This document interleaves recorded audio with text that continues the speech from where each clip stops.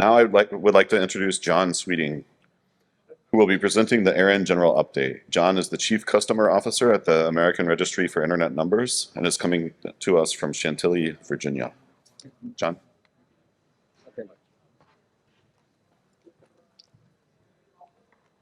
All right. Hello, everyone. I'm John Sweeting. I'm the Chief Customer Officer for ARIN, American Registry for Internet Numbers. And I'm going to give you a quick update on what's going on at ARIN. So the overview of what I'm going to talk to you about in the next 10, 15 minutes. So I'm going to give you an update on our election results and ARIN membership, our Premier Support Plan, some routing security, IPv6 growth, and IPv4 waitlist, and also transfer market trends. And then looking ahead to ARIN 51 in Tampa and a few other programs there and kick off this year, the ARIN Fee Cap update and the community grant program. Okay, so our 2022 elections were held in October, and for the Board of Trustees, the incumbent Bill Sanford was reelected, and the other two spots went to Rob Seastrom and Hank Kilmore, who are newly elected members.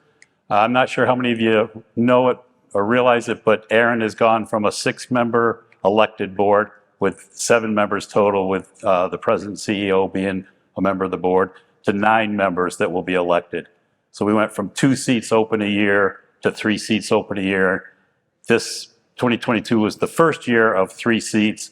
That's why there was 3 people elected to those seats.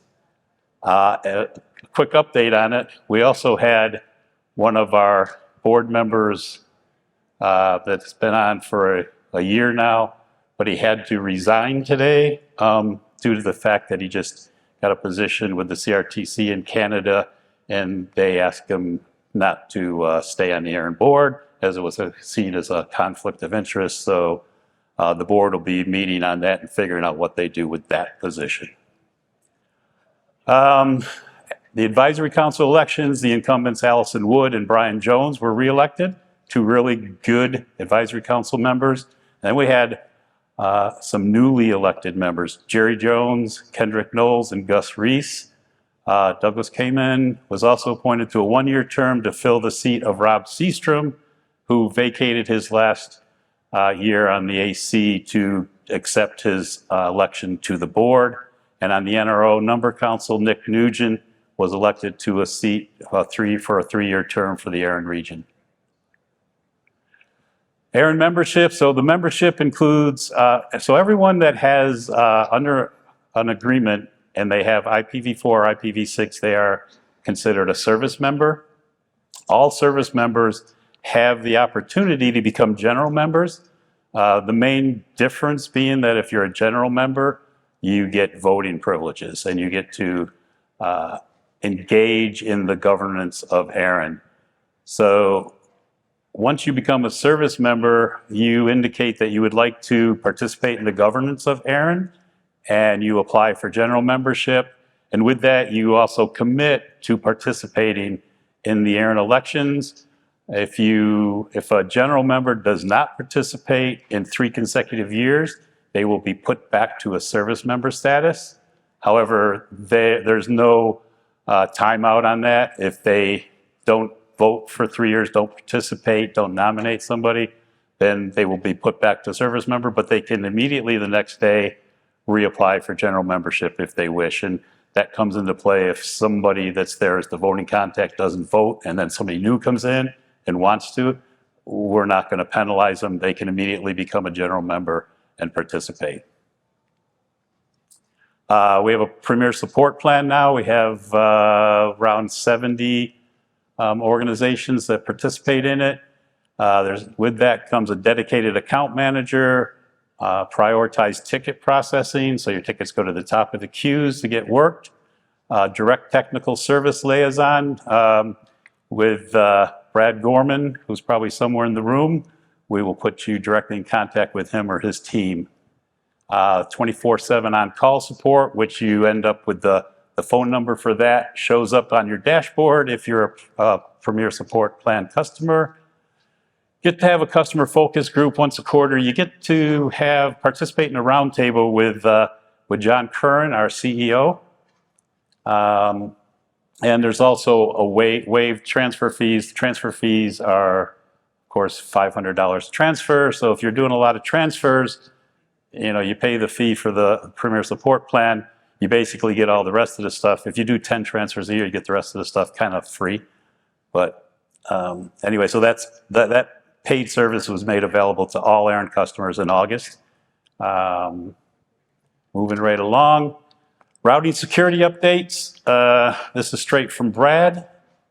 And if you have any questions about it, you can find Brad. He's somewhere here in this room, and he's also sitting down in, I think it's L403, which is the ARIN Platinum sponsor room. So in the first half of this year, we're doing away, there's going to be the automatic re-roll of all RPK objects. All ROAS will automatically re-roll, which eliminates the impact of the untimely expiration. We had a lot of people ask for this. We have a lot of people that still don't understand the difference between certificates and the ROAS and the expirations and all that. So we're trying to make it as simple as possible. So Brad pushed for this feature to get put in, and it will be rolled out soon. Going into the second half of 2023, Brad's been getting a lot of feedback and doing a lot of work on the routing dashboard. Some of the features there are creating, deleting multiple ROAs in one action, previewing changes of your ROA actions and the resulting RPKI validity state, summary of resource announcements in the BGP table, state of existing ROAs, recommendations for new ROAs, automatic IRR route object creation at ROA generation. Not the other way, but this just goes one way. You won't get a ROA if you do a IRR route object, but the other way, you do a ROA, it will generate a IRR route object. And new options for notification of RPKI changes. These should be familiar to a lot of you in the room because Brad and the rest of us at ARIN got a lot of this input through our suggestion program and just talking to the community, talking to you guys and seeing what you would like. Automating ticket processes to reduce load on our RSD department. Part of that is so every time anybody wants to have a certificate, they have to put a ticket in that takes an analyst to look at that ticket and approve it and generate the certificate. Well, all that's going to go away where you are going to the organization, you're going to have control to delete RPKI certificates and also to create your own RPKI certificates. And there's also a feature right now when you're doing your ROA creations and you get to the end of it, you're kind of just sitting there all right, I want to do another ROA. What do I do? Well, you got to go all the way, navigate all the way through and figure out where the beginning of that process is again and start again. That's not going to happen. You'll get automatically returned to the ROA creation page as soon as you create the first ROA that you're creating. Two-factor authentication services update. So we implemented SMS in August 25th to be exact. We had already had TOTP as a service. Since August, since we've rolled out the SMS, we've had, I want to say, Brad, you're going to have to keep me honest, 10,000 people have enrolled. There, I saw the thumbs up. 10,000 people have enrolled since August in our 2FA, most of that being the TOTP and some SMS. I think it was 66-33 probably mixed on that one.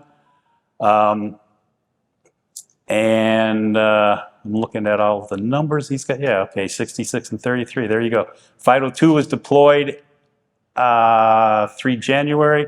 There was about 100 signups in January. 2FA went mandatory for all our user accounts in the 1st of February. And there's been 2,800 signups since 1 February, 50-50 split between SMS and TOTP. We have a new IPv6 program push this year. We've been asked by our board to really I guess over the years they feel that it's kind of died down, the enthusiasm and everything, so we got to get enthusiastic and push IPv6 more and more and more. So here I am pushing IPv6. I know I don't need to do it. You guys all understand the importance of it. But our slogan, of course, is IPv6, let's grow. It's the only way you grow your customers, your network, your revenue, anything you want to grow network-wise, you need to do it with IPv6. There you go. All right, IPv4 waitlist. So waitlist resources are really pretty scarce these days. So the quick way on how it works, we only get space back from either somebody voluntarily returns it or it gets revoked for non-payment. Right now, the only things we are giving out each quarter is IPv4 that had been revoked or returned at least 12 months prior to the date we give them back out. We have a 12-month period that we sit and we let it cool off. We make sure it's not routed. We make sure it's not on any block lists and we do other searches on it to make sure the space is pretty clean. We still end up with sometimes giving it out and people can't use it, so we got to take it back and try to figure that out. But that's all we have each quarter. In the last 3 quarters, I think we've only been giving out between 30 and 50 organizations, being able to only satisfy 30 to 50 organizations each quarter, which at one time for about a year and a half, we were doing 250 to 270 a quarter. But going forward, it's going to stay at 20 to 40 organizations will get filled with a /24, /23, or /22. That's probably going to be the way it's going to be forever. And we're sitting at like 580 maybe a little over 600 by now on the wait list today. So the wait list is not a real good place to go for space anymore if you really need it. Transfer market trends. This just shows the blue is the number of transfers. The orange is the /16 equivalents that were totaled in those transfers. As you can see, it all depends on the size of the transfers. In 2021, we did 1,171 transfers that only equaled about 340 /16s.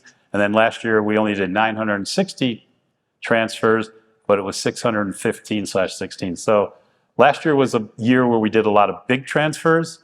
2021, there was a lot of smaller transfers as well as 2020. But for some reason last year there was, and it could have been there was only 2 really big transfers, right? So we share that information at our ARIN meetings, which the next one will be in Tampa, Florida, 16 to 19 April. It'll be in person and virtual. Registration is now open. So we hope to see everyone there that can get there or see you online. Do have an announcement on the ARIN Fee Cap update. So for those that don't know, ARIN legacy holders that have no agreement with ARIN at this time can, and it's been going on since I think 2007, 2008 when they started it. You can sign a legacy resource agreement and you get a fee cap. This year it's $175. It goes up $25 a year until you hit what you would pay. So if you have a /24 and you would pay, your annual fee would be $250. In 3 years it'll be $250. You won't get that. You will never go to $275. You'll stay at $250. If you have a /16 and it's $4,000 like it is today, it's going to take you many years to ever get to that $4,000 payment. So you'll continue to rise $25. But that feature will not be offered to anyone after December 31st, 2023. So if you have legacy resources and you're thinking of doing RPKI or IRR or any other new feature that might come along, it would probably be in your interest to work with ARIN and figure out how you get those resources under a legacy resource agreement. One last quick one. ARIN has a community grant program. There's 4 categories that the project must fit into. internet technical improvements, registry processes and improvements, informational outreach that advances the internet, and research related to ARIN's mission and operations. The applications will open in April 2023, right around the time of the meeting, and we'll talk about it again in the meeting. That's it. Thank you. Any questions? I don't think there's time for questions. 1 second.